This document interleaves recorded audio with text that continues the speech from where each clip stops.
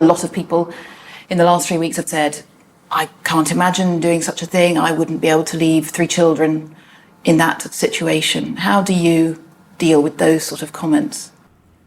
I got nightmares in my head, I fear.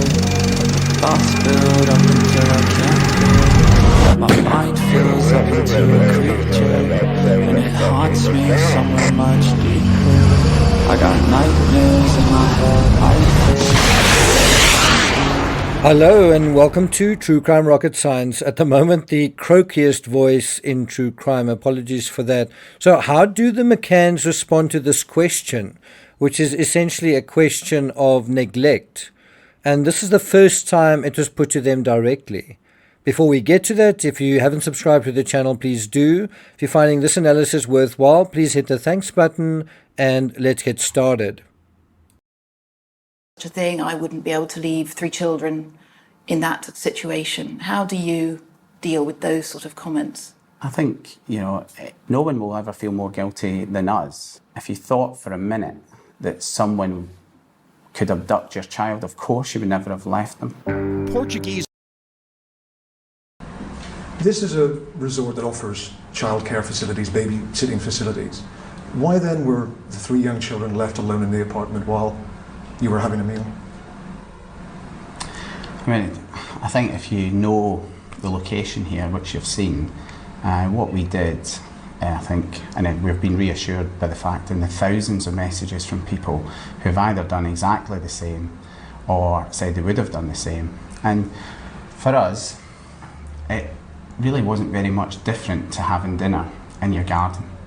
Now, do you notice, first of all, when that question is asked, Kate can't answer it or doesn't answer it, Jerry jumps in and then he says something to the effect of, you here, you've seen what it's like here, and it's a lot like having dinner in your garden. Now, I've been to Praia de Luz, I've been to the Ocean Club, I've walked from the window where Madeleine was supposedly taken to the entrance to the tapas bar, and I can tell you it is not like having dinner in your garden. And so if you make the argument where you say, well, if you're there, if you sort of know what it's like on the ground, in the area, at the hotel, and by implication, if you haven't been there, you're not going to know what it's like. Well, I don't know if that is accurate, because most gardens are within an enclosed unit and it's a singular property, whereas the unit that the McCann stayed in, 5A, has its own garden. Then there's a hedge. Then there's a corridor between that hedge and the main complex of the hotel, where the swimming pool, the tapas bar, and the tennis courts are. That is in a separate area. There's a wall, there's a perimeter wall enclosing that particular area, and then there's a distance from that wall to the tapas bar, which is essentially on the other side of the pool. And whether you are at apartment 5A or at the tapas bar, it's really not a small connected area. And it would be difficult to hear noises or to see things from either perspective, whether you were at the tapas bar or whether you're at apartment 5A. And I'm not the only one who says so. How could they leave their 3 young children alone while they wined and dined nearby? I'm in the tapas bar. I'm sitting at the table where the McCanns and their friends were eating on the night that Madeleine disappeared. That is Sky reporter Martin Brunt, who I think has been covering this case from the very beginning. I've actually seen Martin reporting from the road that goes alongside the apartment in situ. And so here he is in situ again, this time reporting from the tapas restaurant, and this is what he says. This place is shut now for the winter. The apartment is some distance away. It's beyond the swimming pool. There's a wall and a hedge, and behind that is a path. It would be very difficult from here to see anybody going in and out of the apartment. So when Jerry says, this would just be like dining in your own garden, is that accurate, or is it a little perhaps misleading? For us, it really wasn't very much different to having dinner in your garden. Because there were other people at the Ocean Club who were using the creche facilities, such as Dr. Julian Totman, who also had a child who was also a doctor. He also stayed at the Ocean Club. He also played tennis with Jerry, and made use of their facilities. Going to check on the kids wasn't easy. I think if you know the location here, which you've seen, what we did, I think, and we've been reassured by the fact in the thousands of messages from people who have either done exactly the same or said they would have done the same. For us, it really wasn't very much different to having dinner in your garden and the proximity of the location. I think it's fair to say that, you know, the guilt that we feel having not been there at that moment will never leave us. Many consider Mr. McCann's analogy unconvincing, and a neighbour said that on a previous night she heard Madeleine wake up and cry for her parents for 2 hours. Well, 80 paces as far as the gate. The distance between the tapas bar and the apartment, not quite as Jerry McCann described it. And I do think that's already quite interesting, just those words. It's not quite as Jerry described it.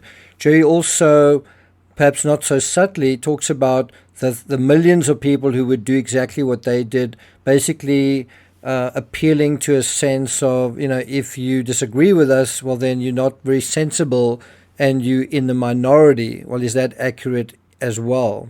And if you've got these little discrepancies, you know, these subtle changes, subtle deviations, what else is a subtle deviation? Now, the parents had left the girl and at least one other child asleep in their bedroom while they were elsewhere in the hotel. We can speak now to Jill Rennick, who's a family friend. Good to speak to you this morning. Sorry, since such circumstances as these, what can you tell us about what happened? Hi, just as you said, but they were just, you know, watching the hotel room and going back every half hour, and the shutters have been broken open and they've gone into the room and taken Madeleine. So I do think it's important that what Martin Brunt did, where you see him actually pacing from the tapas bar to the apartment, actually that is not really where Jerry said that he went in. He said that he actually went in through the front door, so it would have been an even longer walk around that side. Of course, there's another statement where I think he does say he came in through that entrance. So, I mean, even in that regard, there's an inconsistent statement. What's quite interesting from Detective Amaral's book is that he writes, the Portuguese police are astonished that the parents, meaning not just the McCanns but their friends as well, entrust their children to play leaders, so to play groups from morning till night. So what surprised them was it seemed like every day their children would be left with creches and people looking after their kids, and there was a sense that they'd never really seen someone spend so little time with their children as this particular group. That's certainly Amaral's opinion. I do think what is indisputable is that without the McCanns being away from their children in this scenario, well, you couldn't have an abduction, you couldn't have had an incident taking place. But we need to look at that particular aspersion, that particular version of events as well, and we will do so in due course. Now, in the same way that in order to verify some of the claims made in the narratives that we've heard, you really want to go to Praia da Luz and see for yourself the layout. And I've seen a video that got over 400,000 views that completely misrepresents this layout. So it is really important to understand what we're dealing with. Equally, the police wanted the group to come together and do a reenactment. So in other words, each one role play their own roles in the whole musical chair situation. And of course, all of them as a group refused to do this.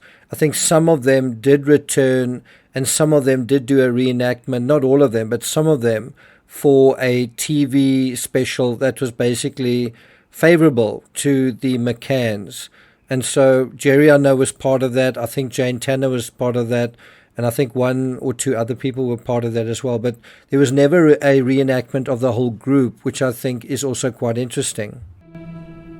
The Portuguese police would have found it rather difficult to have understood why on earth you know, you leave your children at home if you're going out for supper with friends. Just the Portuguese police? What about the Portuguese people in general? What about British people in general? What about just people in general? I've got a dog, and today I actually went to collect some food and had the dog in the car, and I was concerned for the dog's safety. This is 3 children in a foreign country, and it's not just one instance, it's going out night after night after night. So what do you think about this whole area?